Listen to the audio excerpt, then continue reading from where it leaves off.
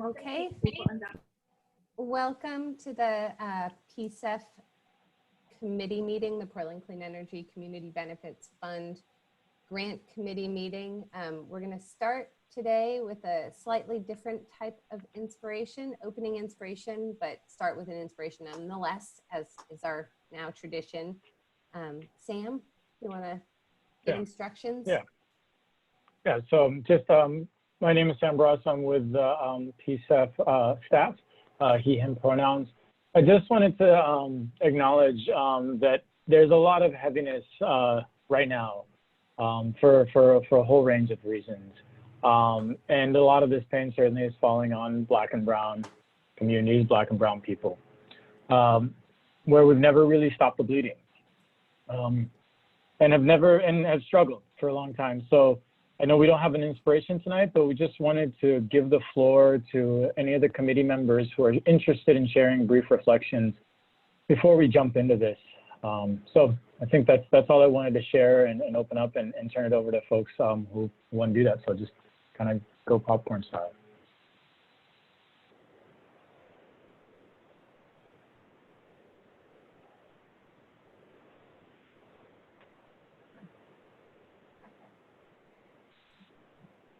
This is Rain Feast, community member, and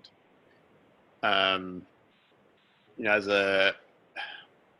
the moment that we're in reminds me of my youth. And for folks who don't know me, I was born in LA and lived in South Central up until I was 6, and so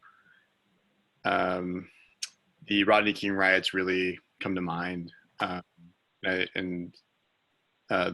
Those riots at that age, you know, I recall, you know, a building, you know, being burned down across the street, and really got me in a moment of introspection around why is this happening, and you know, my family tried to help me try to understand what had happened, but definitely led me to the introspection around getting towards the path to understanding social justice and the civil rights movement, and you know, leaders and prophets like Dr. Martin Luther King, who spoke about, you know, riots being the language of the voice of the unheard. And that moment really rings true here. And I think, you know, it's difficult to have a moment of inspiration given the gravity of this current moment that we're in. But I think, you know, I take solace that there are leaders who have pointed and diagnosed the problem and have guided us and let us know what the solutions are. And I think we as a society need to listen and take action.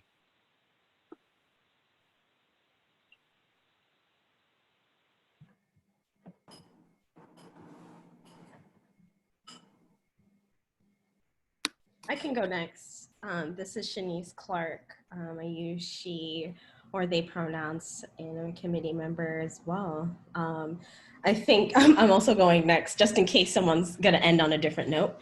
But I think, yeah, just being real, I think I am doing my best to show up even before our latest news, and with COVID and how it's impacted my family. And now I think that there is opportunity as I navigate spaces that I'm in, virtual community spaces that I'm in, that have been really helpful to help me feel a sense of connectedness and that I'm feeling seen. And so I guess what I'm offering is that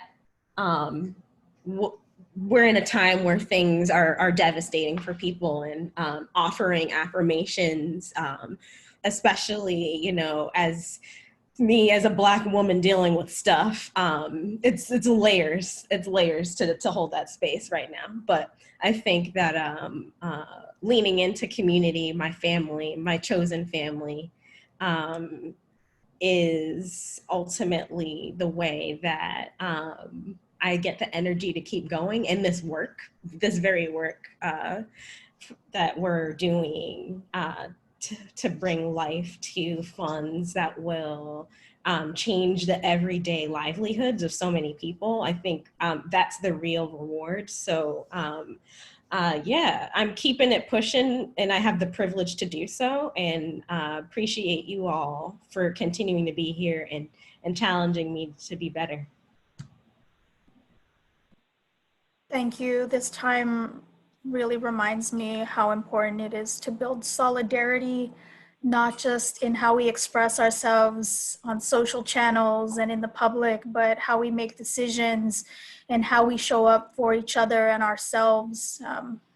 You know, the conversation around mutual aid and communities really helping one another, Black and Brown folks helping one another, knowing that governments have a history of failing all of us and that governments don't show up when we need them to. So I hope we continue to build that solidarity in our actions and our words and find some kind of inspiration and peace in the small victories we have every day, but continuing to keep at our center and in our core the type of justice work that needs to be done. And I'm just really grateful to have this space with you all and to be of service to people who need me and my community at this time. Maria Sippen, Shide, committee member. My bad.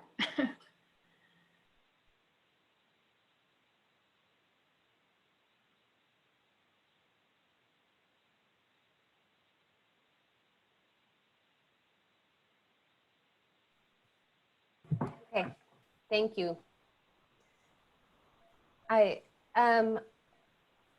Sam, do you put your finger up? Yeah. I think Angie's about to go. Okay. Andrea, community member, she, her, and Minneapolis is my hometown.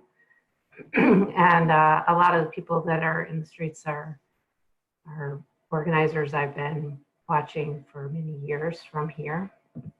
And I just want to really give a shout out to the brilliance and passion and dedication of decades of anti-police violence work that's gone on, and the work that they've been doing to renegotiate union contracts and police training protocols and to try to elect a different district attorney. And I want to encourage all of you all who might be interested in pitching into the bailout fund that's been being organized for the folks that were arrested who were out in the street protesting this murder.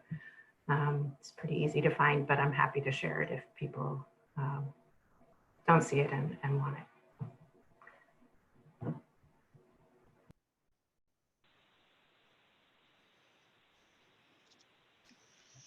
I'll go too, and I just want to share an appreciation for opening the meeting in this way. I think that, as you said, Sam, you know, the blood hasn't stopped running, and this isn't the first time we've heard news like this, and we're feeling tender because of all of the layers in addition. But I think it's really important to take pause in a public forum to recognize the pain, the harm, the death that we're causing one another, and that I so appreciate this space of being for one another and growing our muscles to be for one another. So I just thank you all for giving me that space. This is Faith, committee member Sheeher.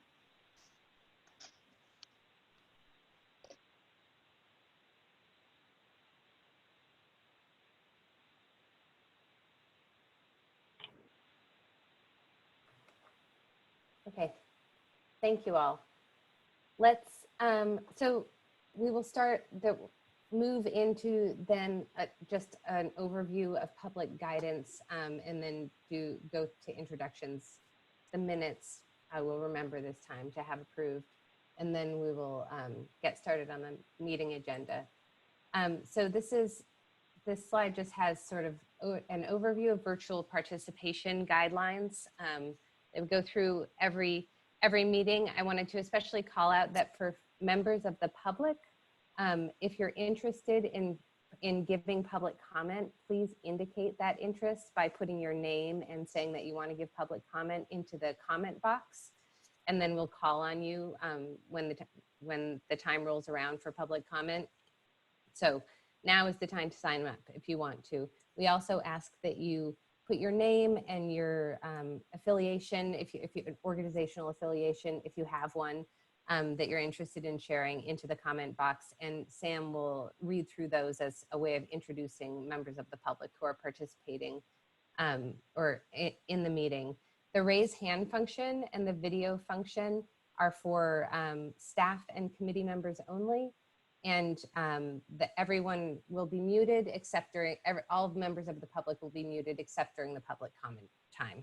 Also just wanted to point out again that there is closed captioning available for this during this meeting, and you can find that by going up to your menu bar and where there's the 3 little dots that say more, there's a drop down menu, and you should be able to find something that says view full transcript. And then you can see the sort of the live transcription that's happening. And just a reminder that this meeting is being recorded. So with that, I think we will start with committee member introductions, and I will just I'll just say your first name and then ask you to unmute yourself and introduce yourself. And we will start with Jeffrey. Jeffrey Moreland, committee member, he, him. Faith? Faith Graham, committee member, she, her. Andrea? Andrea Hamburg, committee member, she, her. Maria? Maria Sippin, she, they, committee member. Ranfis? Rainfeast, Gentino Viatoro, committee member, he, him. Robin? Robin Wang, committee member, he, him. Michael? Michael Eden Hill, committee member, he, him. I'd just like to say, sorry I didn't do any moment of inspiration. I'm just far too angry, and anything I got to say should probably not go on public record. Thanks, Michael. Shanice? Shanice Clark, she, they, committee member.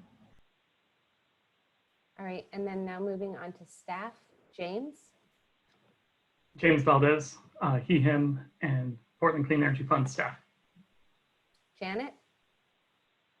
Janet Hammer, she, her, Portland Clean Energy Fund team. Sam? Sam Brasso, he, him, PCEF staff. Wing? Wing Grabowski, PCEF staff, he, him. And I'm Katie Lister, she, her, PCEF staff. And now I'd like to ask Sam, can you read the folks who have introduced themselves online? Great. We've got Angela Providelli here, BPS staff. We've got Chris Robertson, Cascade Resilience. Micah Meskel, Portland Audubon, he, him. Anissa Pemberton, they, them, PCEF Coalition Coordinator. Jenny Hall, she, her, Energy Trust of Oregon. Lynn Lindgren Schroeder, she, her, Housing Development Center. Angela Crowley Cook, Oregon Solar Energy Industries Association, she, her. Jay Ward, he, him, Energy Trust of Oregon. Maggie Johnson, Cascadia Behavioral Healthcare. Deidre Schutz, Nutrition Garden RX, she, her. David Radke, he, him, IBW Local 48. And we've got Jim Steiner, Sunbridge Solar, he, him.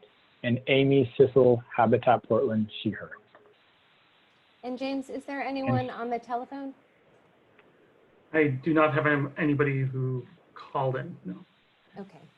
And Scott Sander, Exceed Enterprises. Oh, sorry, Sam, popped in there. And it doesn't look like anybody signed up for public comment or to provide public comment. So we will move to the first thing on the agenda, which is Sam is going to provide an update on the public comment kind of process for this that we're about to go into on June 1st. All right. So just wanted to give you, and you've seen a little bit of this because we reported on, this is what we did when we did the public comment period for the guiding principles. But we expect to be doing similar and actually more in-depth efforts around this just because there's a larger body that's going to be going out for public comment next week. So we're going to be getting the word out via our listservs at the Bureau of Planning and Sustainability, the PCEF listserv, and others.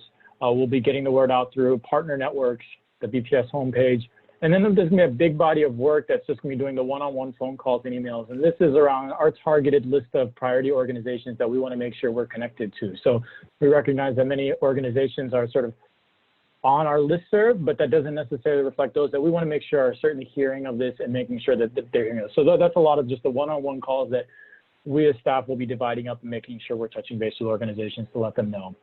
And we'll have, and just it's a longer conversation we can dig into if there are questions, but we'll also be making sure we're elevating the availability of on-call interpreters as needed.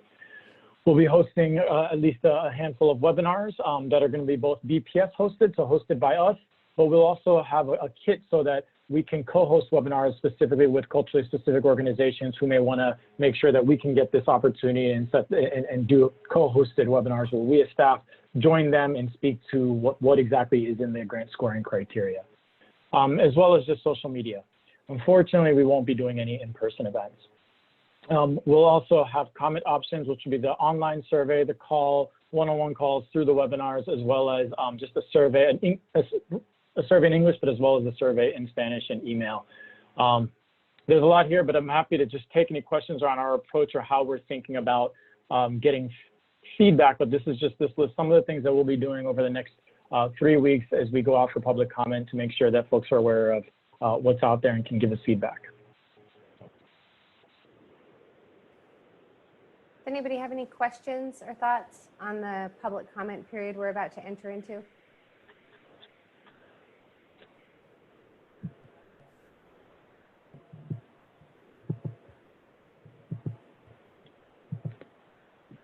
Andrea? So the co-hosted webinars, are we doing any kind of like reimbursement model for organizations that are doing our organizing for us?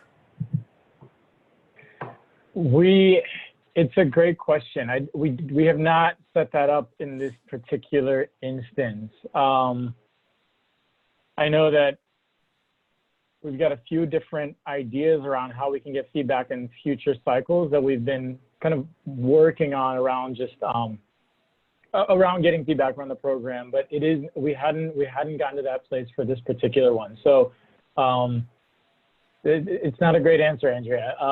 But I mean, we don't have that set up here for this one. I think it's certainly something that we'll probably, as we come back around and do this again, inevitably do this again, that we'll be thinking just how do we do so in a way that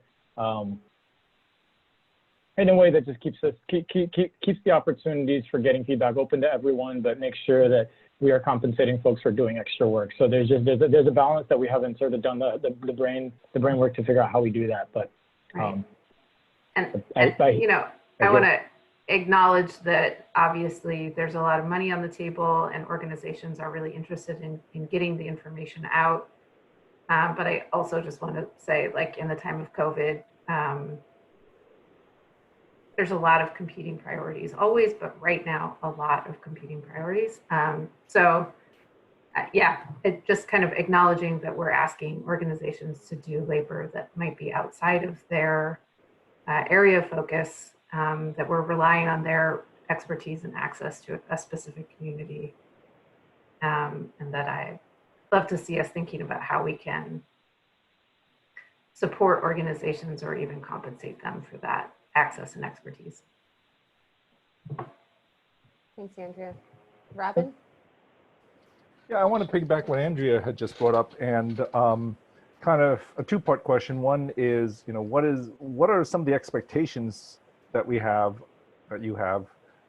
about the response rate, responses that we'll be getting from the public, and two, in this time of COVID, right, as Andrea mentioned, there's a lot of competing priorities, and the feedback that we're asking for, the documents that we're asking people to review is much more detailed and much more in-depth than, for example, the guiding principles.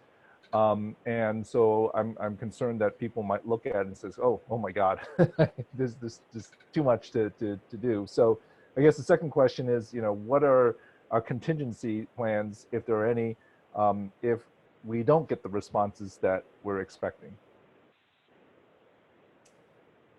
That's a very valid point, Robin. I think as we get, we've got this plan for 3 weeks, and I think as we get towards the end, and we'll have at least a meeting between now and then, that I think it's certainly on us that there's a big emphasis, and there's the heavy weight comes on sort of the one-on-one calls and interactions to work through the content, and so that certainly falls on staff to be able to do that.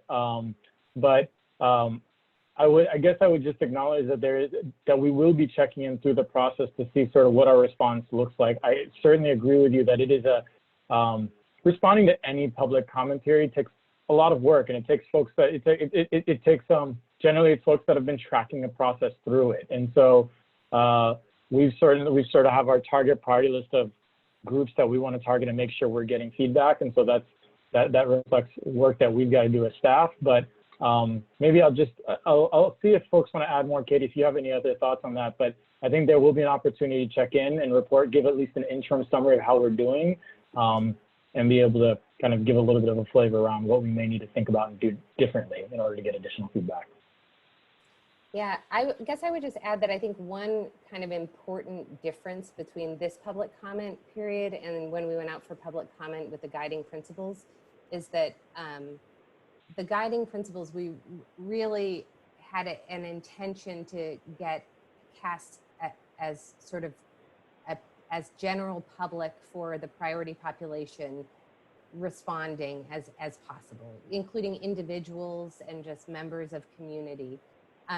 Folks, of course, everyone is welcome to respond to the public comment period. It is the public, but we anticipate that most of the folks who will be responding will be working at nonprofits who are interested in applying, because they're the folks who are going to, one, kind of understand, the machinations of how a review process works and how the scoring, what the kind of scoring criteria means, and be able to think about the projects that they hope to do or in the future, and how it might fit, how kind of their organization fits with the scoring criteria and how their projects fit with the scoring criteria. So it is a much, it is a much more detailed and time-intensive kind of request of people providing input than the public comment period for the guiding principles. And so we do really anticipate that organizations, like culturally specific organizations, community-based organizations, those are kind of the nonprofits, the folks who we will be really trying to reach out to ensure that there's participation there as well.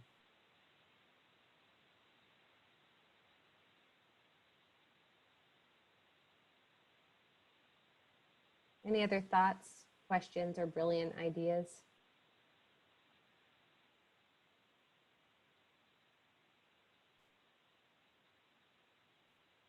Okay.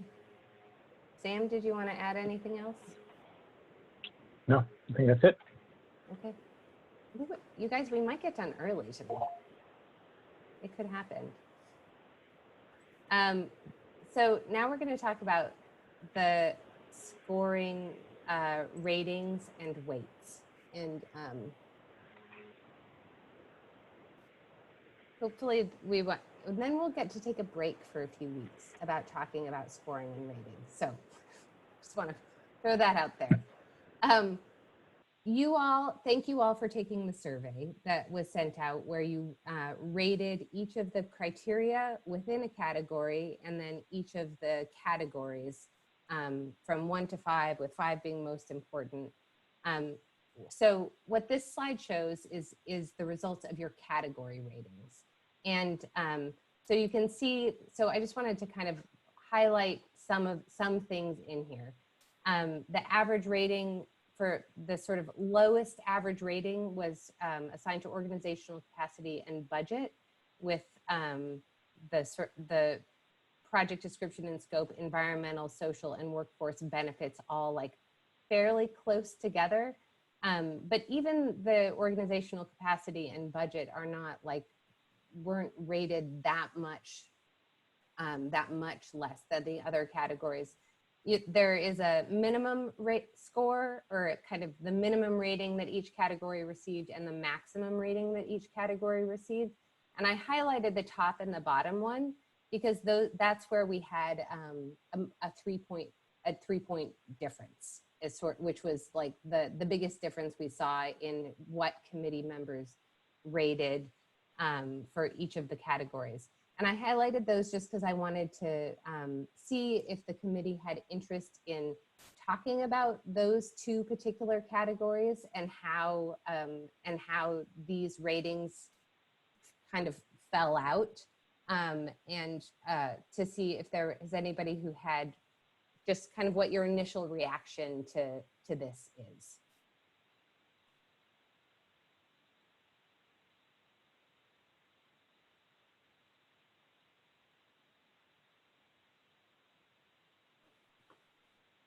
Okay, well, I'm going to go on to the next slide then, which is basically took your average rating, or the average of all of your ratings for the categories, and converted them into scores on a 100-point scale.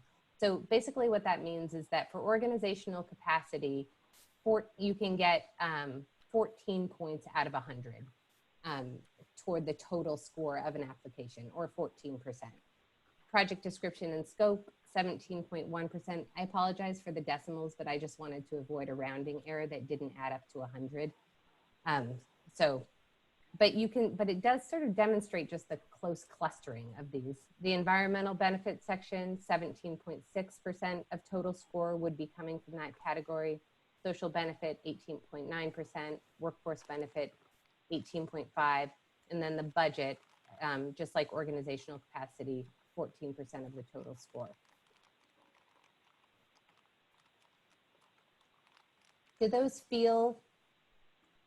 reflect kind of, is anybody surprised? Do those reflect what you think it should look like? Robin? It doesn't really surprise me. The only thing that I'm going to draw out is that for a initiative, the Portland Clean Energy Fund, it's a little bit surprising that the environmental benefit is lower than the other two key elements, is social and workforce. I would have expected them to be kind of more equal. And I don't know if a 1% difference is, makes what's the statistical term is relevant. But that's just, the only thing that I call out, and don't misinterpret me, and I don't mean to say that social and workforce benefits are not important. I just find it a little bit surprising that environmental is a little bit notch below social and workforce. That's it. Yeah, and if I could, we actually, as staff, we were having a little bit of a conversation about this earlier today, partly because a lot of it has to do with the framing, right? Like all of the projects that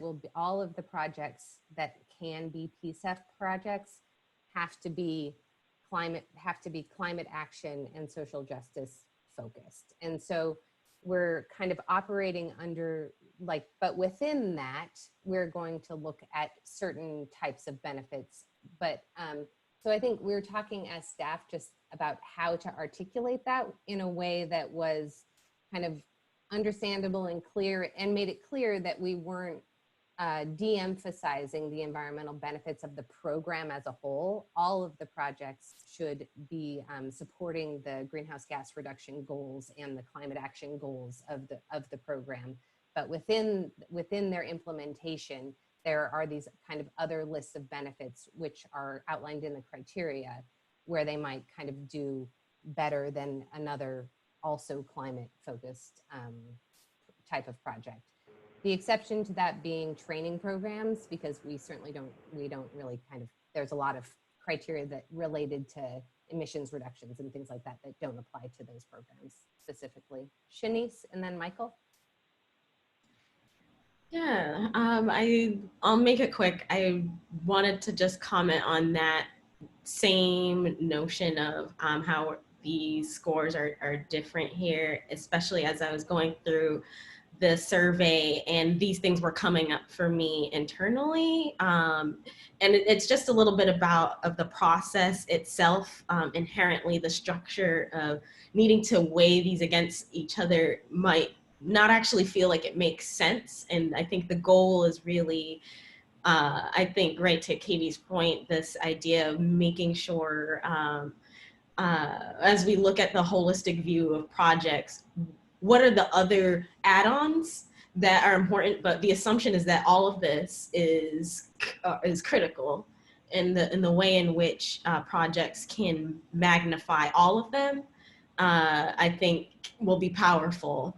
So I think, yeah, I was sitting through that, like, is it not important to have social benefits? What?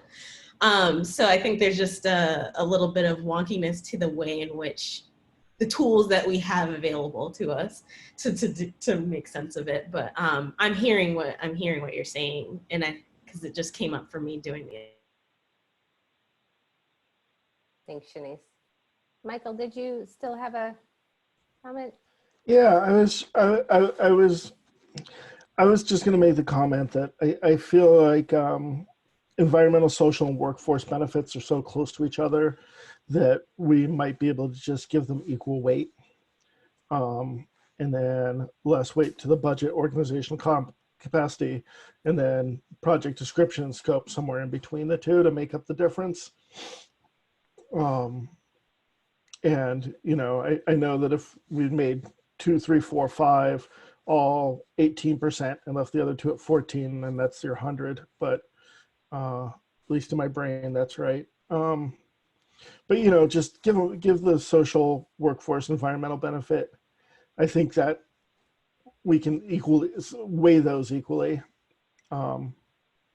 Looking at these numbers, and then project description and scope, and then organizational capacity and budget a little less. Because I think that organizational capacity and budget, those were my two low scores, specifically because I don't want to see organizations that are working like at the edge of their capacity or haven't had grants as big or have big ideas cut out. And I didn't want to see them cut out because of their fiscal capacity either, or their ability to stack grants or leverage other sources of money to also cut them out. So Thanks, Michael. Ranfis? Yeah, I kind of agree with Michael, and then kind of looking at this, you know, it's kind of like the signals that it's sending to applicants is sort of saying that we're interested in a triple bottom line approach of, you know, balance between environmental, social, and workforce. You know, I think I'm pretty open to like balancing to make them equal, and obviously I would prefer if they were like even numbers, but you know, and not decimals. But I think all those things resonate. I think this is where it might be helpful just to continue to sort of know what is our North Star here. You know, what who are we trying to continue to intentionally benefit, and what do we want applicants to be able to do with this. But what I'm seeing here is like we could still have competitive applications that aren't really doing well on the workforce, so their contract benefit. You know, we could have, you know, applicants that could be really strong on all the pieces but social and still be competitive. And what we're sending the signal here is if you do well on all three, environmental, social, and workforce, you're going to be a very, really competitive application. And to me, that seems, I actually like that balance. So I'll pause there on my comments on that. Thanks, Ranfis. Jeffrey? Just want to echo what both Mike and Ramfi said. I believe that both number 3, 4, and 5, environmental, social, and workforce should be the same as well. I think, you know, you probably came out because maybe the way some things were worded in it, but I think everybody would mostly agree that those three are three main points. So just wanted to echo what both Michael and Rafi said. Does anyone feel opposed to that? Any of the committee members opposed to that idea? It does send a nice kind of, it's a nice message, kind of and an easily understood one. So I think that staff can take that feedback and make that change. And is everybody comfortable with potentially reducing budget and organizational capacity very modestly in order to kind of get those even and to a whole number? Yeah, I agree. Reducing budget and organizational capacity makes sense. We don't want to further disadvantage and isolate organizations who have been, marginalized from other types of grant making in the past. So I think this is our way of saying that they can be competitive and do well in other areas. Okay, great. Any other questions or comments about these? So we'll be kind of making some adjustments to these numbers, but these are within the kind of voluminous package of material that will be going out to the public for comment. Will include these weights, and that is definitely something that potential applicants will be kind of looking closely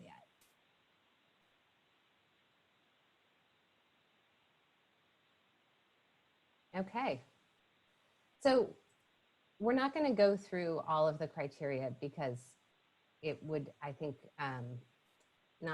it would take a very long time in terms of your responses, the ratings. We did kind of the same basic math as we did with the categories and average your score and then converted it to a 100-point scale. But I just wanted to highlight some of the, rather than kind of going through all 38 or 39 of them, highlight some of the outcomes of that survey that you all took and the ratings that you gave. Most criteria were rated within 2 points of each other, so pretty close together. No single criteria at all had a spread that included both a minimum and a maximum point, sort of indicating to us that we didn't have, folks on the poll with very, very different feelings about a particular criteria. There were 9 criteria that had a 3-point spread or more. There was one with a 4-point spread between the minimum rating and the maximum rating.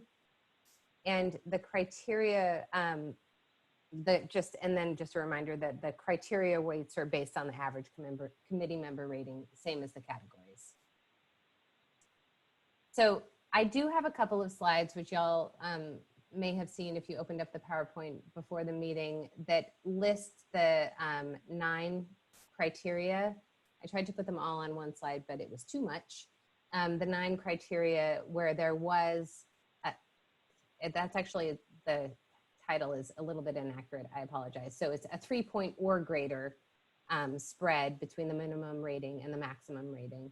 And I just wanted to kind of have these couple slides up here and ask committee members if there was any desire to, if anybody has particularly strong feelings about whether the relative importance of these criteria. So I'll just give you a minute to look at these first 5. And then if you feel like you want to say something about them or have some sort of discussion, you can just put your hand up and then we can talk.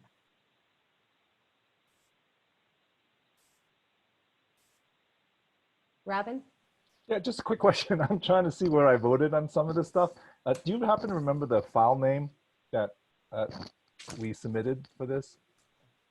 No, you did. It was a Survey Monkey. Oh, okay. Never mind. So I could actually look that up for you though. No, that's fine. Okay. I'll just try to, I thought, never mind.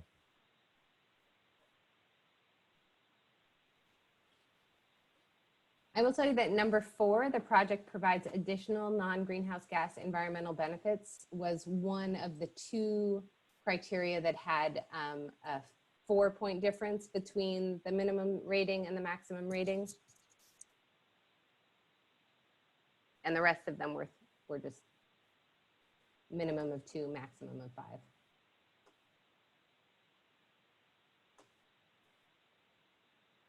Ramfis?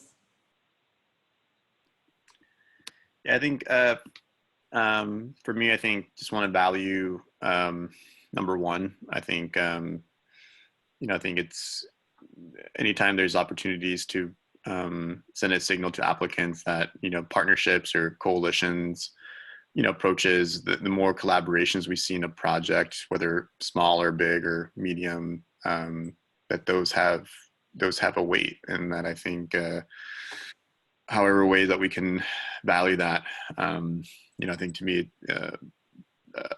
projects, when you see those types of partnership, you begin to see community support. You begin to see potentially innovations to make sure that we're moving the needle, whether it's on the workforce piece and the contracting piece or in the environmental piece, or the social benefits piece. So I think to me that's just want to highlight that. I think it's hard to rate all these other ones because they're important, but at least number one makes me feel like that sharing power helps make sure that parties, projects have some kind of accountability mechanism.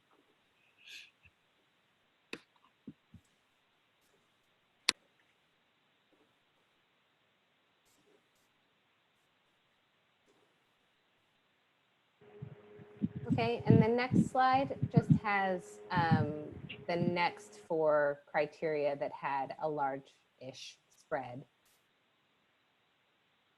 The largest being number 9, which was project leverage.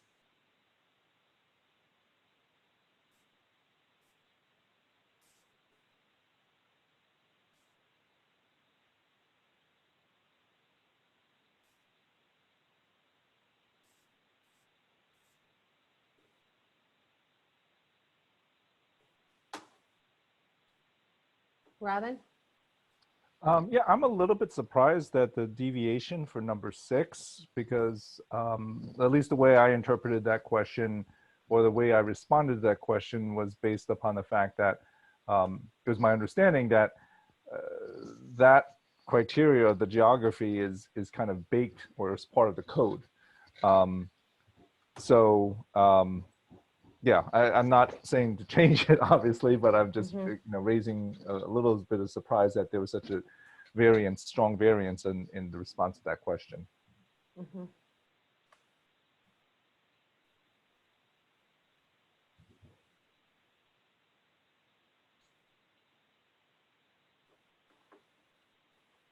Well, I think this is really all we had to report back about the cat. Oops, Michael.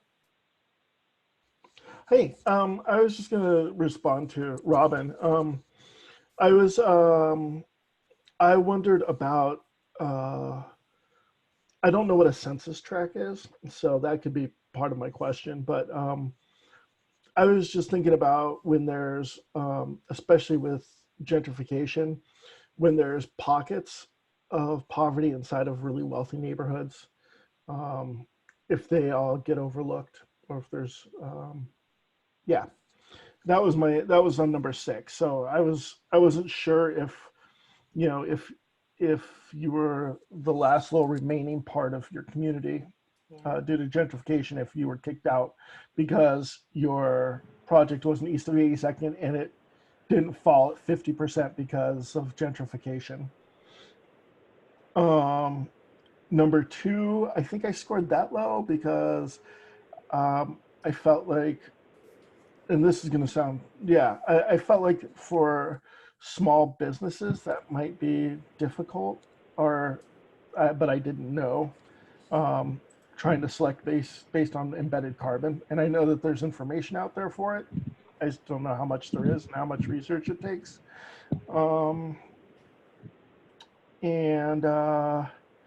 Yeah, that's all. Thanks, Michael. I think that I can speak to a couple of those points. One of them related to the embedded carbon. I want to for sure point out that, or just a reminder that the criteria that these criteria relate to, and how and the guidance for their scoring relate to the large grants. So for the smaller grants, there would be not that same expectation. It still could potentially be kind of a heavy lift, but it is important. Life cycle embedded carbon is significant. So, and then that's a really good point that you brought up about the census tracts. Census tracts are just the smallest geographic unit that the U.S. Census site kind of designates, and they're based on population size, so they don't kind of follow neighborhood lines, and you could definitely overlook a sort of remaining community that was a lower income community that was in an area that had been highly gentrified. That would happen, I think.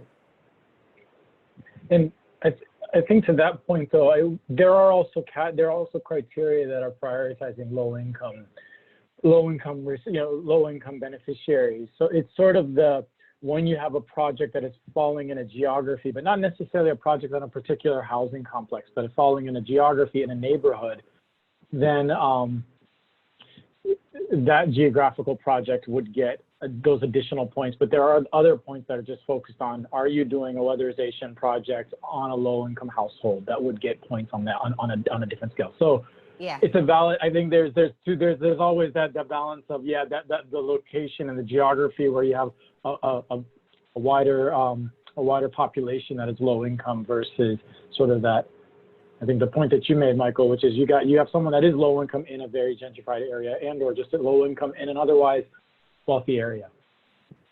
Maybe just one quick additional note on your question, Michael, is that my understanding of the census tracts are that, kind of as Katie was saying, they represent kind of a population.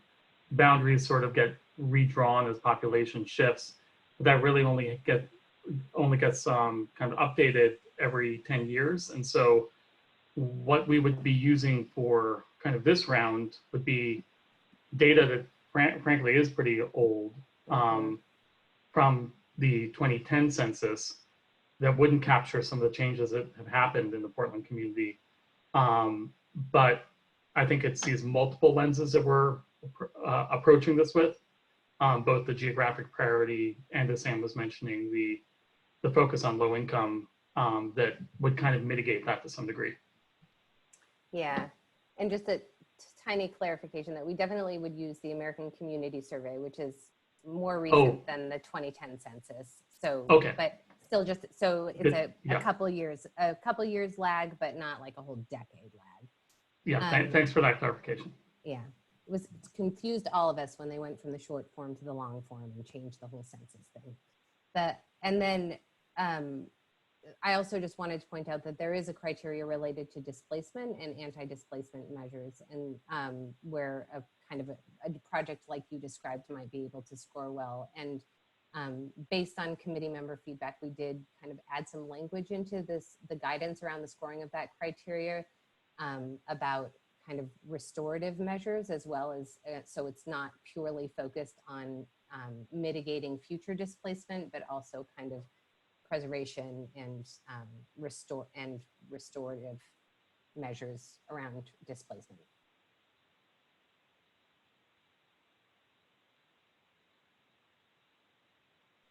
Any other thoughts? Ramfis? Yeah, I think just when it comes to like consideration of benefits to workers, I think I guess I just wonder how this all works together in aggregate. I think benefits are really important. It's about inclusion. Some individuals make decisions on employment based on the types of benefits that they receive and the kind of benefits that they can be able to provide for children or family members they have. So I think PCEF, workforce equity is a key component. So I think it's important that we have a consideration on that. And it's not just about, wages. And I think we've heard that from other stakeholders. And I think, yeah, anyway, I think for me, it's always about not just job quantity, but the job quality. And I think just, I'm more curious about how this will all function in aggregate, but it's good to see how these kind of ranked out. Mhm.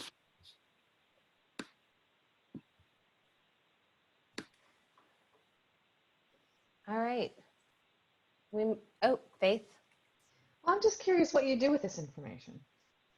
what we do with the, I mean, you now know like what the differences are between how committee members ranked things. In some of these cases, in these 9 cases, there's a pretty good, it feels like a good range. So what do you do with that information? What's well, the next step? for the purposes of going out to public, well, the next step was to ask all of you if you felt comfortable with that range. I mean, we've been operating in terms of decisions. Granted, this isn't a decision because these are going out for public comment, but the decision-making kind of mode for this group is on a consensus model, and there's not clear consensus on all 38 criteria.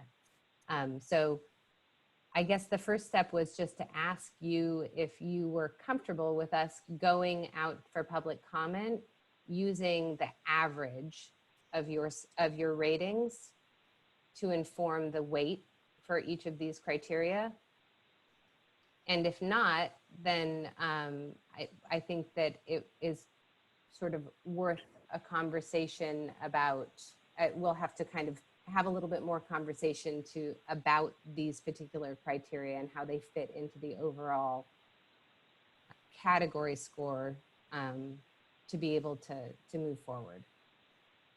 Yeah, and I think I would add just that if, based on this conversation, little reflections here that folks have shared around their thoughts, one approach certainly, if folks felt like they wanted to reconsider their scoring, we could always do a quick, we're turning around tomorrow and we're cranking on these pieces, but we could send a follow-up survey to let you all retake your survey and see if anything changed, or just get that feedback if any of your scores changed. I mean, we got some of the initial feedback we did get already just around the large categories, but if you wanted to particularly dive into some of the criteria and wanted to change scores, we could do that. But what you're proposing, at least if we don't want to do that, is take the average of each of these and take that out to public comment. Mm-hmm. I think more information from the public is going to be really, really helpful from my perspective. Are folks comfortable with us moving forward using the average of your ratings for each of the criteria?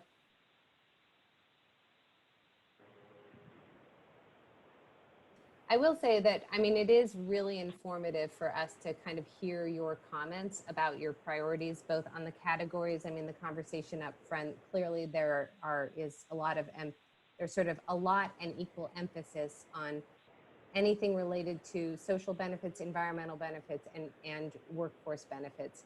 And those, that carries through to the criteria as well. So I think that we can be mindful. I mean, that's another piece of feedback as well for us in developing the weighting. Robin? Yeah, I'm comfortable with moving forward with the average, but I ask that the staff kind of keep close attention to these 9. And if there is a wide variance, so to say, from the public, that we have the opportunity to discuss further these particular 9. And yeah, I'll just leave it at that. Okay. Thanks. Sam, did you want anything else on this topic? So I think that we can actually we'll just bump up our break 5 minutes if folks are good with that. It's 6:55. And then at 7 o'clock, we can come back and talk about capping grant size.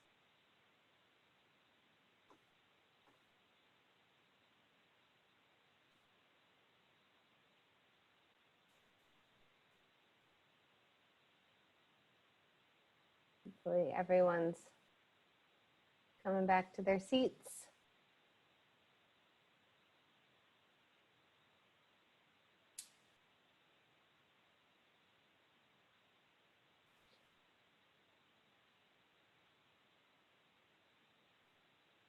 So hard to tell if people are there or with just their video off. Andrea and Michael, are you back?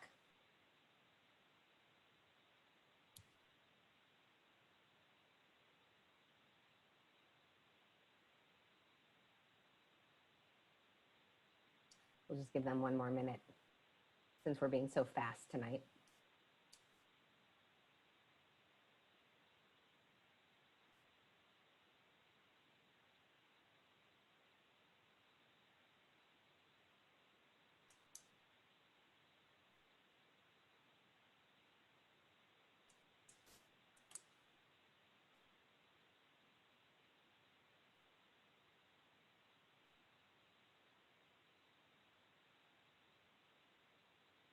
Okay, it's 7:02, so let's get going. The last thing that we needed to talk with you all tonight about in preparation for getting everything kind of finalized to put out for public comment on Monday is making some recommendations related to grant size. And these are, again, recommendations for public comment. So no final decisions. So a couple of these we've talked about, but just a reminder, so planning grants, we're allowing up to $100,000. Small grants would have a cap of $200,000, and large grants, we're recommending a cap of $1 million in year one. And just to give a little bit of context about, just so you have it in your mind, kind of thinking about these sizes, a reminder that the committee has already approved an allocation of $200,000 for applicant support resources, $400,000 for mini grants, and up to $1.5 million for planning grants. So for the other ones, for the sort of small grant and large grant category, if we have $7 million available in year one, the balance sort of for small and large grants, presuming we get we get fully fund the planning grant at 1.5 million, would be 4.9 million. So just wanted to kind of have that in your head. Any thoughts on these grant caps? Particularly, we're interested in your feedback on the recommendation to cap large grants at $1 million in year one.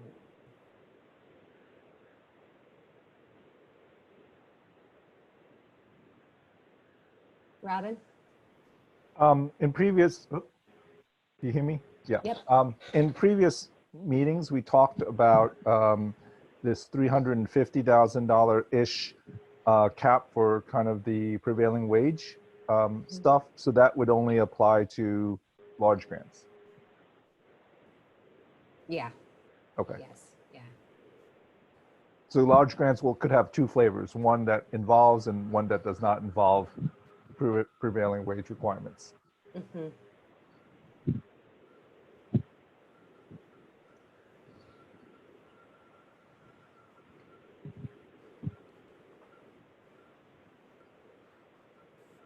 Grant piece? I guess I'm trying to wonder, trying to remind myself here, as we, how these will be spread out within a committee. Like, will there be a committee reviewing a mix of all three, or will it be certain review panels reviewing some small, some large, some medium? So I think, and this is something that Faith brought up before, and I think is a really good point, which is that it would be difficult to kind of hold a different set of scoring guidance related, which may exist for small grants in your head as you're kind of reading through those applications and reading through large applications and applying kind of a different set of scoring. So I imagine that if we set up, these panels with, up to 5 members on them, 2 committee members, that they would likely receive either all large or all small. Does that make sense? That makes sense. I think given that, I think I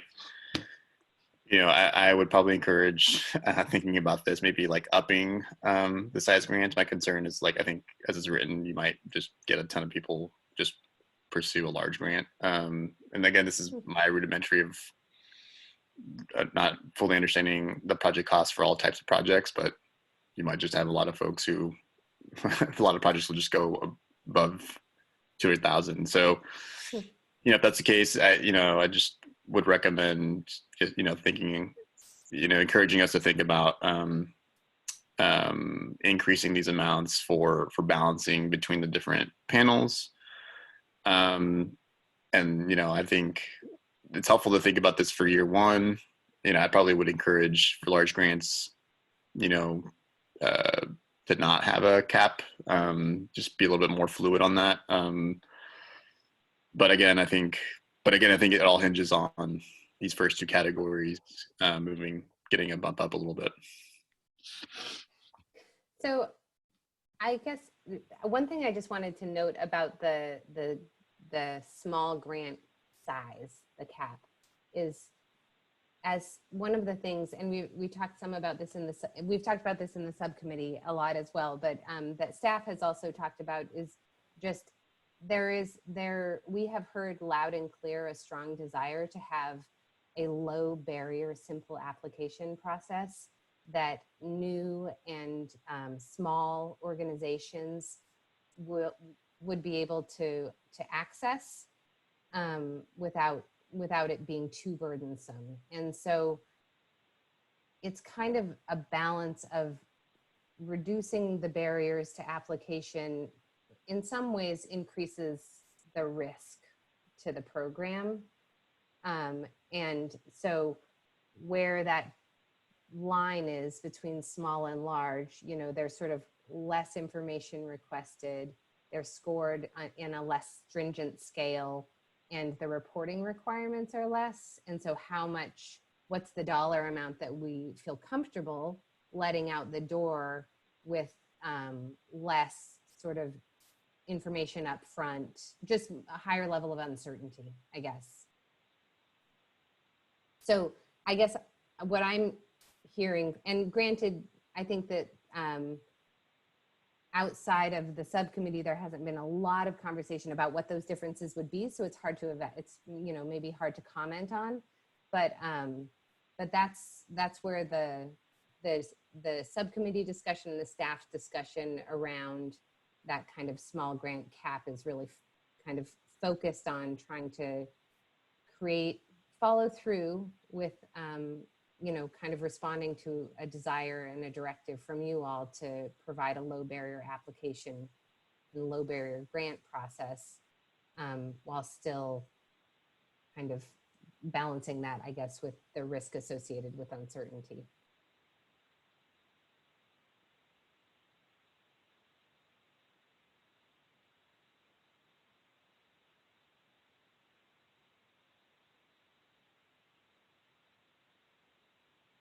Any other thoughts on that? On these sizes?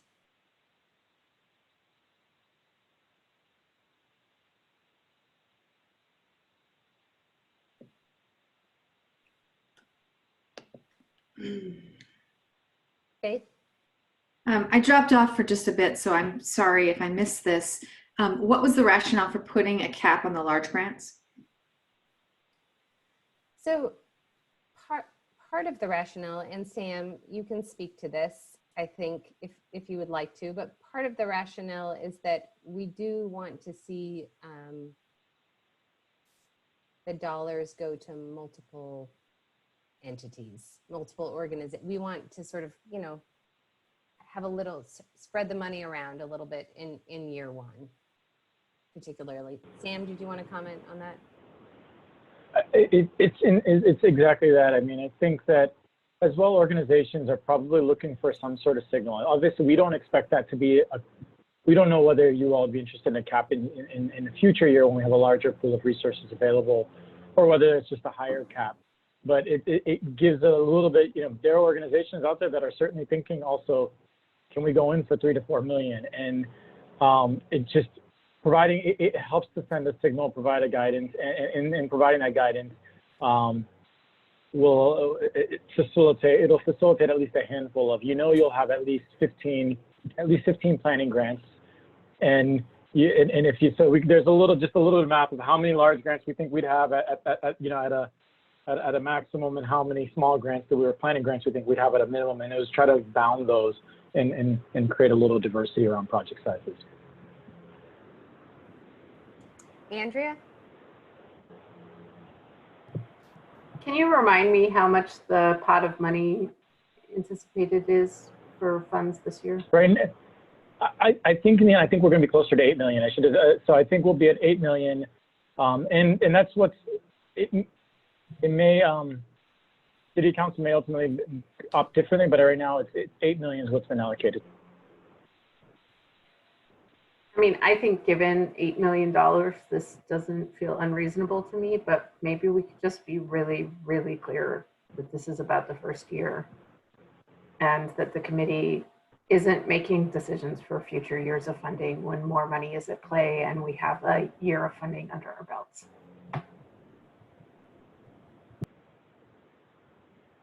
Yeah, we will do that. We certainly can do that.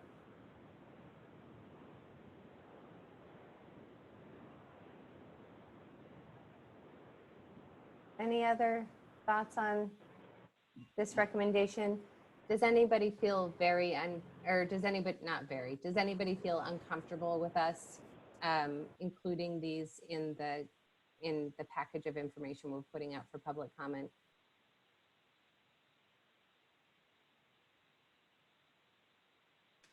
Rantis? It would be interesting to hear, I don't know, sort of like a function, like a RFI type thing, but like get a sense from the general public what grant sizes they would, based on this framework, they would be coming in for a grant for. Again, I think there's still my concerns still in play in terms of maybe we get a bunch of in one bucket like large grants but no medium. Like I think it'd be helpful to like just verify or get an understanding from community groups what they're thinking in terms of and for us to get a better understanding of what a potential average grant request might be given these parameters. Just inform us for this specific year. I wonder if we could add a survey question to our public comment survey that asked about grant size specifically, because I don't think there's one in there right now. Yeah, I think that's probably that's what I'm getting. I think that's what we're reflecting on, because we do ask a handful of questions around folks and whether they would be applying in this round, whether they'd be applying as a primary. So there are a handful of questions we ask in order to get a sense and flavor as folks are responding to the public comment, just get a flavor for who they are and how they're coming to the public comment. So that's an easy question we can add to that. Yeah. I guess given that framework, would we be able to give a good sense whether we would anticipate a high demand for a planning grant versus a large grant versus a small grant? Or is it those like questions that we could sort of try to tinker, like here's what a potential, given these frameworks, what would we anticipate would be the average grant request size and type of grant? I think this is great feedback. So I think we'll reflect on that. And I think we can bring it in. I'm just scratching my head because I'm trying to remember what the draft survey looks like. It's been a week since at least I've looked at it. So unless others on the team remember, I think what we'll do is we'll take that feedback in as we go back in and we fine tune that survey. Yeah. Robin and then Michael. If there was I wasn't aware that there was a survey. I thought it was just going to put it out there and ask people to kind of give comments.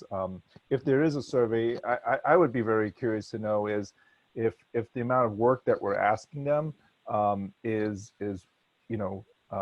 worth the amount of funding that they're seeking. Since, especially as you said earlier, we want the small grants to allow smaller organizations to be able to access the funds.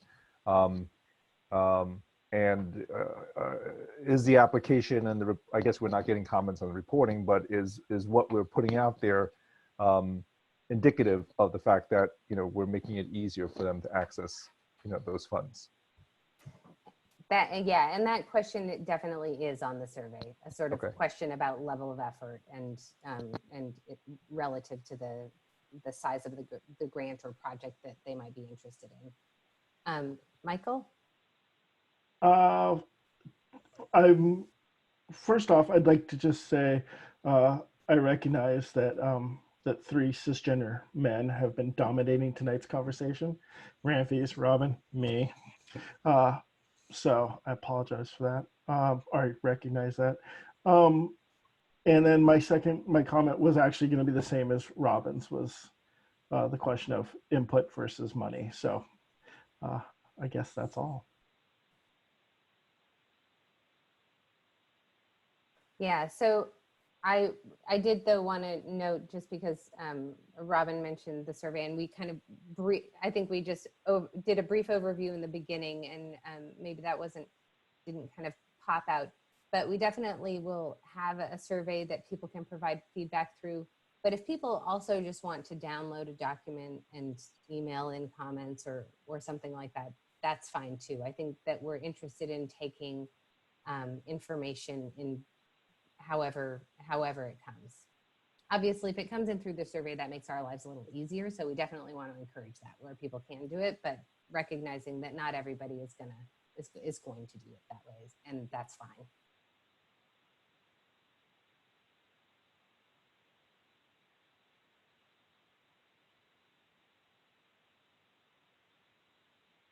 Any other thoughts on this grant size?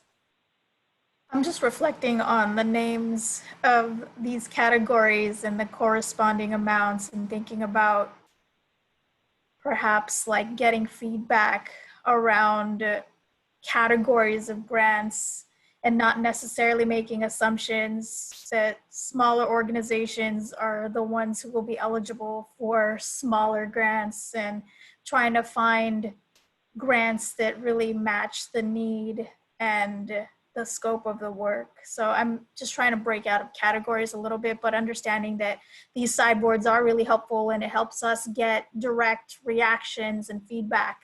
So however you design the survey, I hope we do hear back from people around the type of work that they're interested in pitching, and hearing what like the ballpark figures are for that type of work, so we could adjust. And maybe like planning grants aren't necessarily up to 100,000, and maybe that's a different type of category. Would you say construction grants or programs are going to be within a certain range as well, or are we not naming those? So that's just something I was thinking about as I start to look more into these categories and numbers based from where we started from weeks ago. Yeah, no, I appreciate that. And Sam kind of flagged that, I don't know, a couple days ago, this notion that we definitely don't want to send the message that small organizations should only apply for small grants, because and I think that we need to be careful in the way that we talk about things, and in the way that we kind of put out our information, that we don't kind of inadvertently or accidentally send that message. There are certainly organizations that might be like considered small that are perfectly capable of running a program up to $1 million. Like one more comment, I didn't really get to speak up earlier. My internet was terrible. It's probably still terrible now, as it says my internet connection's unstable, but if I'm getting cut off, just say it in the chat and I can repeat myself. But I think some of the variance or spread from our earlier criteria, I wonder if it goes back to the conversation around how we think differently about the value of programs based on their demonstrated and ability to measure their carbon mitigation impacts and outcomes, and how we're also thinking about people who do service provision work and program development and policy development versus like people who have, you know, the shovels on the ground, and how we have, you know, just different views on that. And it kind of translates too to how we might allocate caps on grants based on who is more eligible or most appropriate to ask for big dollars. So I'm trying to sit with that a little bit, and like based on where I responded in the criteria and what informed my lens on that, and social benefit versus environmental benefit, and how it translates to the kind of programs we'll ultimately give bigger bucks to. So I'm trying to catch up with the week that I missed, and hope, you know, people here can continue to have that conversation with me, and even people in the chat or in the audience, to help us think that through. And if it's okay for us to, you know, make more room for people who don't have the research and figures to say that they have a track record for minimizing carbon in XYZ census tract, you know, that's deep. So let's give other people room to take up space in this climate work in ways that we can help celebrate them too, and help them collect data that hasn't been collected yet. So it's a whole lot, but thank you, Michael. You inspired me to speak up. Thank you, Maria.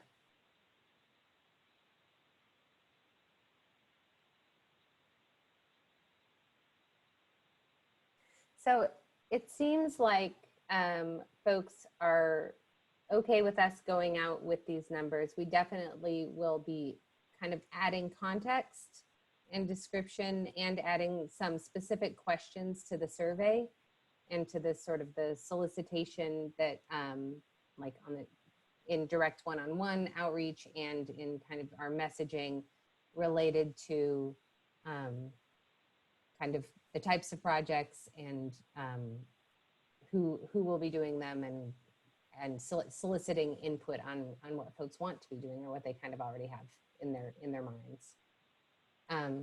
Is there anything else that you feel we need to hear from you as a committee before we can kind of button up this conversation?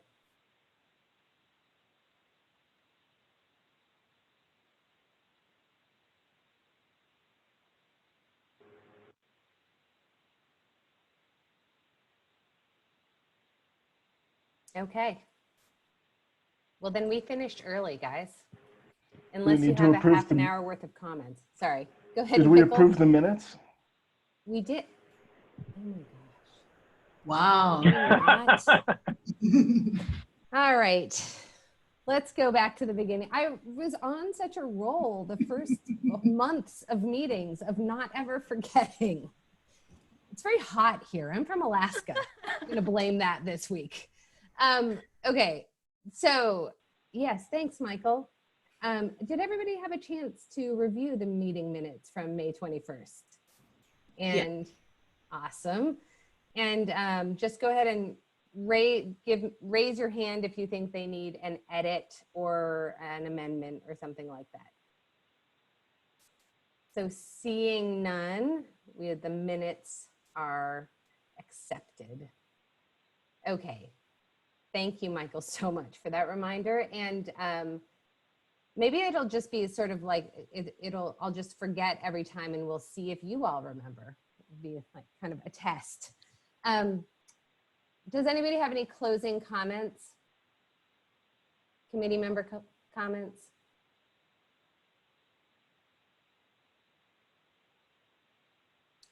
So, oh, Michael? Did you like my raise my hand? I couldn't find the button. I've been going through some of our old work from all that time ago, like 6 months ago when we first started this. It feels like it's been years, but we've only been at this for like 6 or 7 months. No, longer than that, but not much. But we have done a lot of work, folks. We have done a lot of work.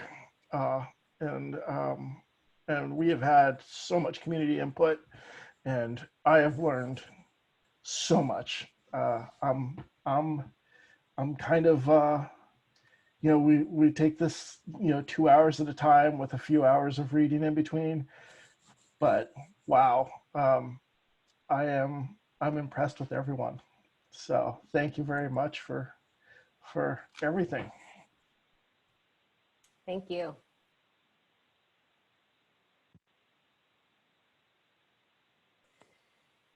All right, well, on that note, Sam and I were chatting earlier and kind of gonna see, based on this conversation, I think that we can, oh, Jeffrey wanted to, now you have to wait to find out what I was gonna say. Jeffrey?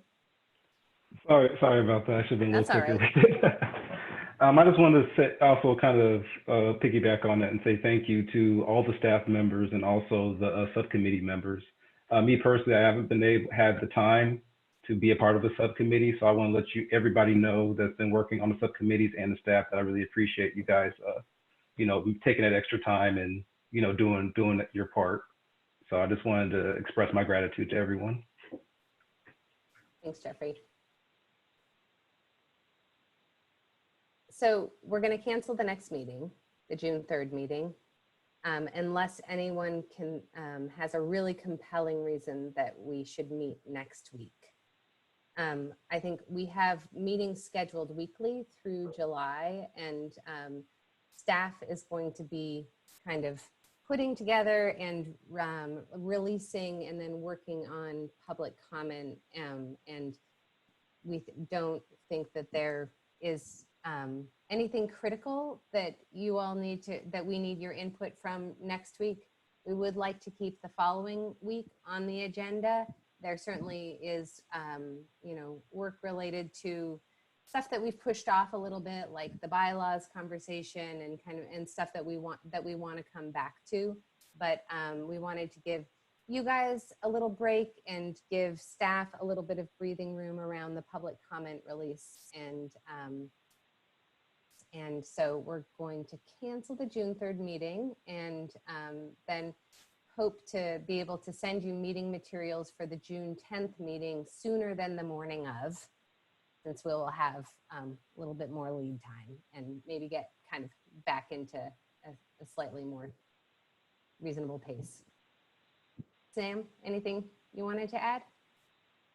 No. Thank you to the team. Thank you to the committee. Really, it's great, Michael. That comment was exactly right. You all have done a lot, have brought in a lot of feedback, have learned a lot, and I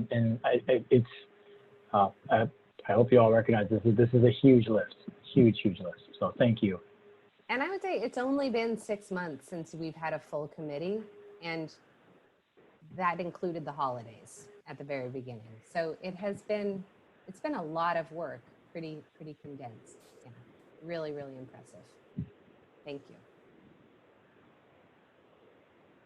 All right. Good night, y'all. And members of the public, we're going to close the meeting